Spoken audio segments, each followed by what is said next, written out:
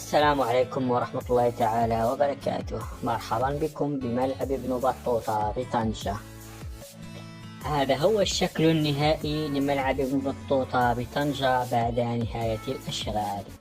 طبعا الأشغال كان مقررا لها أن تنتهي في شهر أبريل، إلا أن منح المغرب شرف تنظيم الموندياليتو على السلطات تسارع الزمن من أجل إنهاء الأشغال قبل بداية الموندياليتو في الفاتح من الشهر القادم فبراير.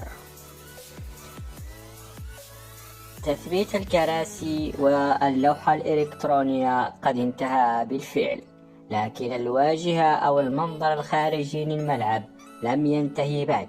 كما تشاهدون فإن الأسلاك الحديدية قد تم تركيبها، إلا أن الغلاف الخارجي لم يتم بعد.